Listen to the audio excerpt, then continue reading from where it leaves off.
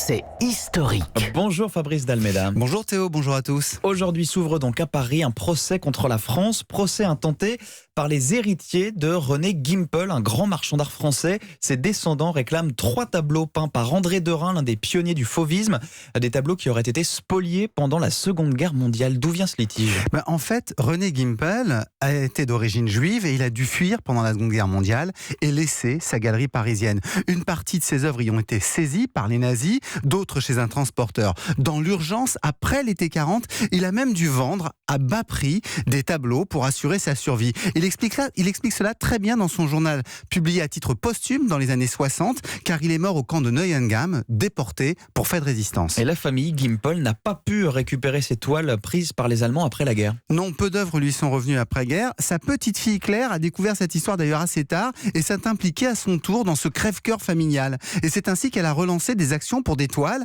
arrivées dans des musées français par des donations de personnes privées qui les ont sans doute acquises de son grand-père pendant la guerre. On a le droit, Fabrice, de récupérer des tableaux vendus pendant la guerre ? En fait, dès le 21 avril 1945, le gouvernement de Gaulle a pris une ordonnance pour définir ce qu'on appelle les spoliations.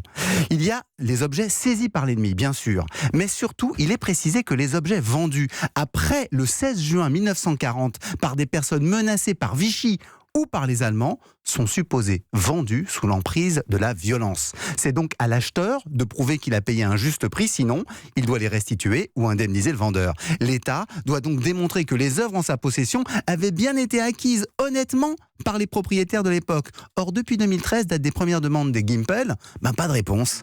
D'où le procès d'aujourd'hui. Et au fond, cette affaire nous éclaire sur les conditions brutales du marché de l'art entre 40 et 44 et sur la difficulté actuelle de reconstituer un patrimoine dispersé par la guerre.